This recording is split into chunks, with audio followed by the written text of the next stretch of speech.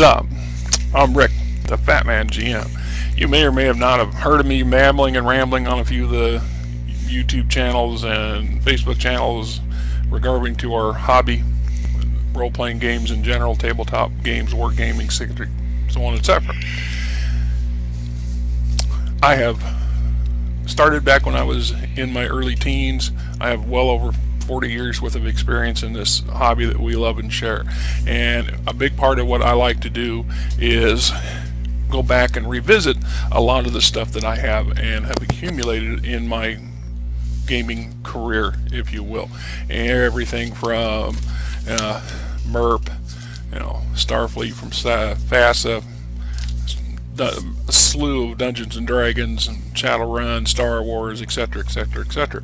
And I revisit these items individually, and hopefully to give some nostalgia for myself, to give you a little bit of a insight into some game system that you may or may not have heard of or may have not had the opportunity to play, and to remind those of us out there that do have them that these are quite viable and still entertaining today.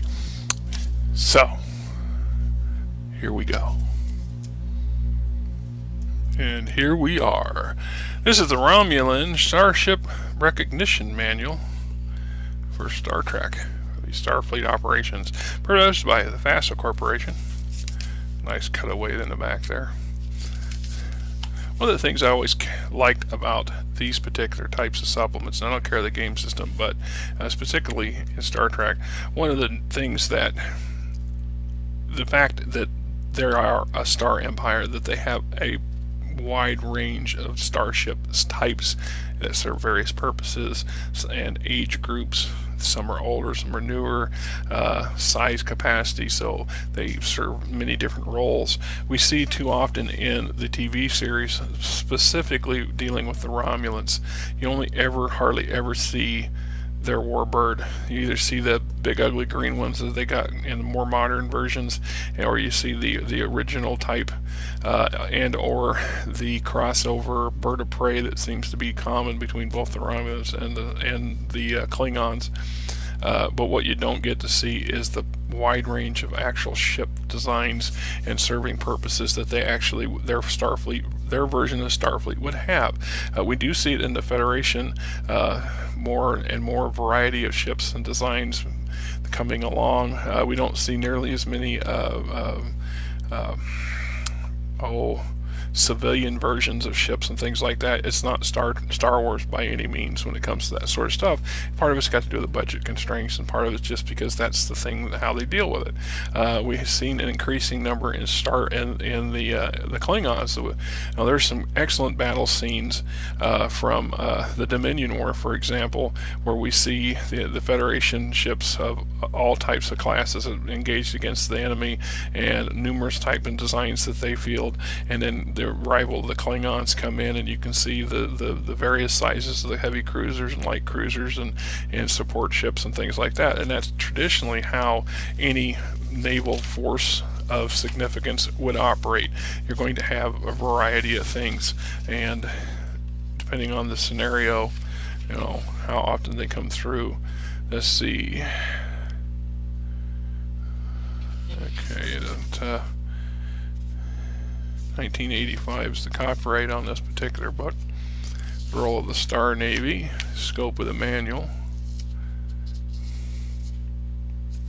The goals of the Star Empire are being achieved by direct use of military power and by more subtle means as well. In his address to the UFP Intelligence Community Symposium on Romulan Star Date 2/1902, these for the latter were described by Admiral Telethia of Andor as follows: the most prevalent Romulan threats have not been massive military invasions, but a more subtle mix of military, psychological, and political pressures. In light of recent events, it is likely that the Romulans are preparing to come out in the open.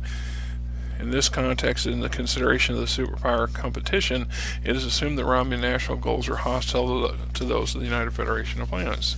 Yeah, they want to gain territory and control resources and assets just like anybody else.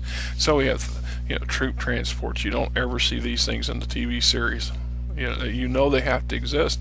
We have references to some scattered ground combat conflicts. Miles O'Brien was in his youth, his younger days in the Starfleet, was involved in one of those ground conflicts. We see a bit more of it in the Dominion War and things like that, but the fact was and is that despite the fact you have massive warships that can park in orbit and that can carpet bomb entire continents with phaser or disruptor fire and or stunners, you still have the need for boots on the ground even in the future, because you can't control territory from space exclusively, and there are places on planets and planet-like structures that people can go that Starship can't reach directly. So we have troop transports, and here's a Nova class battleship. This would have been the before the green variant of the Warbird showed up in the Next Generation. This was the stuff that was on the blocks, at least for beta canon, and all this material for the most part would be considered beta canon since it's not officially mandated by the Star Trek franchise itself. So Courier, and we get a variety of cruisers. Some of these are older designs, are no longer in production, but still see service. And where you would find them, the less technologically advanced stuff is going to be on the interior or in areas that's deemed unthreatening to, or low risk areas for their military. We got a number of different cruiser designs. The Gallant Wing. Some of these are very progressive. There's the traditional bird of prey as seen in the original Star Trek series, and here's a variant on that design. And we get the information on these things. The V9 IE Night Flyer Class 6 cruiser, known sphere operation, Federation borders, data reliability C, major data source, triangle sector intelligence. That means Class A is something that we've encountered, the Federation's encountered and captured.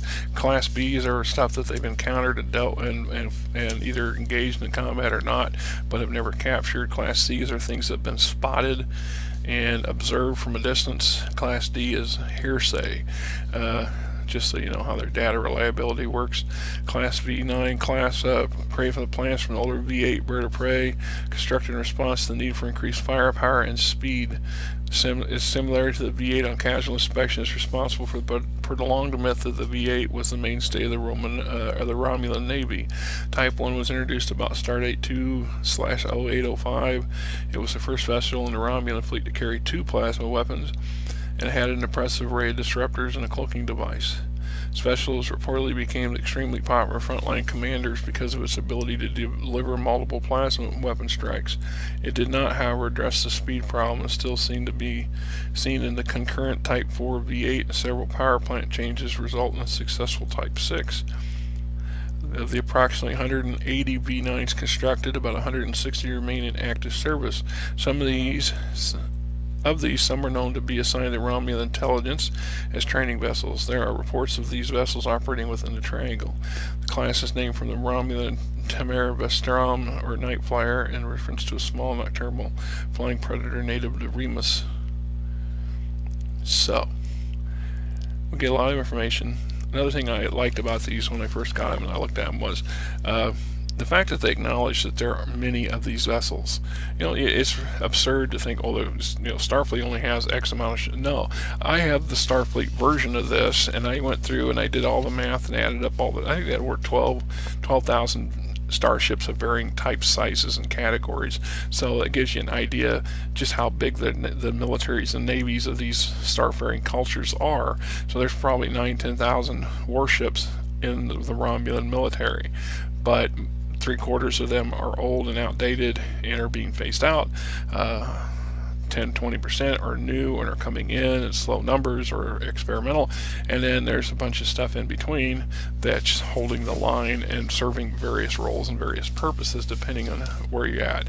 The Stormbird, there's mentions where the Romulans have several technological exchanges and material changes between the Romulans and the Klingons, and this is where they got a number of these. plus the Romulan Klingon technological exchange treaties. Klingons agreed to exchange their D-7A class cruisers for Romulan and plasma weapons and several old-style cloaking devices. These vessels delivered Starfleet blah blah blah became the V-11. The 80 vessels in the initial shipment were stripped of their weapons, but the Klingon engines were retained to form a Type 1. The 42 in the second shipment were delivered without engines, shields, or weapons. These were refitted as the Type 2 with a plasma weapon and more efficient shielding. The 50 vessels. So you can see that the Romulans picked up damn near almost 100, according to this, 172 ships that they got from a trade treaty with the Klingons, even though the Klingons and them are rivals. Alright, so we got more cruisers. We get into some cutters. We didn't see a whole lot of in the original TV series, but later in the Next Generation, definitely in Dominion War and DS9, we see a lot of these smaller, what would be considered fighter craft, which are actually armed shuttles and or what would be considered armed cutters, and depending on how you make your argument. Then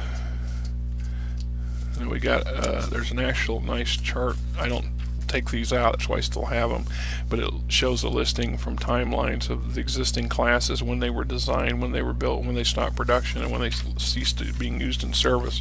And then we have a silhouette chart, which is also nifty. And then we got some destroyers,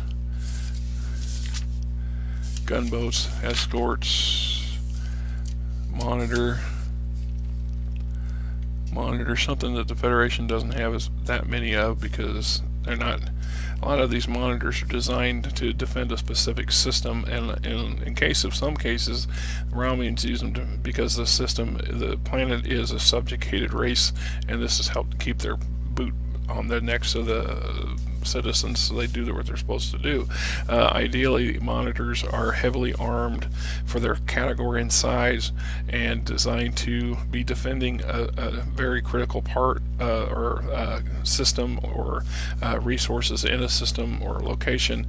One of the things that set the Federation apart from a lot of its foes, and much to its detriment, that had always kind of irked me whenever I see it on the TV series, and I think, okay, why is it that Earth, supposedly the governmental center of the Federation, with one of the most progressive, most aggressive and progressive cultures in the Federation, you know, let's be honest, when you look at a crew of the average Starfleet ship, what do you see? The lion's share is humans.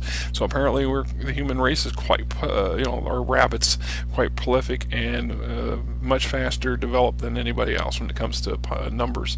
Although there's a few other races that in the Federation that can hold their own. So why is it that Terra, Earth, and the Sol system are so woefully under-defended? It's assumed because it's in the middle of the Federation that it's, all these layers of defense outward is going to prevent anything from getting in, but yet in the TV series, time and time again, that's proven wrong. Especially, in situations of war. So we've seen at Dominion War, it was poorly defended when it came under attack. When the Borg cube got there, it was being pressed by ships coming into the system to defend the system. Where was the system defenses? Why weren't there, more stations in orbit with defensive weapons? Where were the ground-based defense weapons that could have helped defend the planet, help defend itself? Why not orbiting space satellites that are armed? Why did they have to come in later? Why weren't they always there to begin with? Why doesn't the system have large numbers of what would be considered starfighters and or monitors and cutters and gunboats and things like that to protect themselves? I mean, it doesn't make a lot of sense from a realistic view, and I'm sure there's a lot of people who tell me why that's wrong. Scout ships, of course. Here's that ubiquitous bird of prey that everybody seems to love.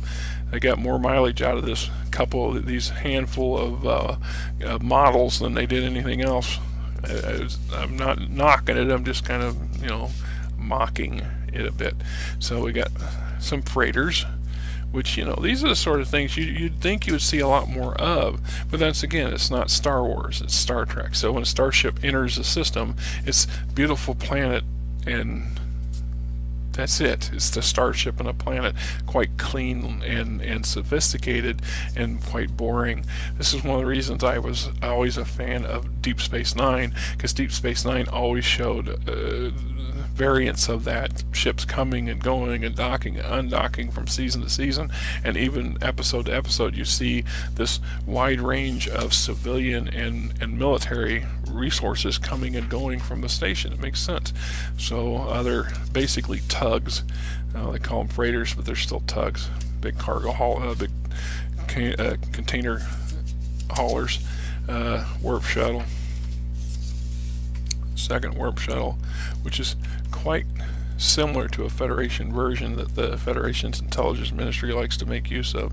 Repair tender, and then a couple orbiting repair facility and a border defense outpost. See, Romulans ain't foolish. They have these things, and ideally if you went to the Romulan home world or one of their core industrial very important worlds, you'd probably find a few of these things too, or something equivalent of. Just saying. So there we have the Romulan Ship Recognition Manual.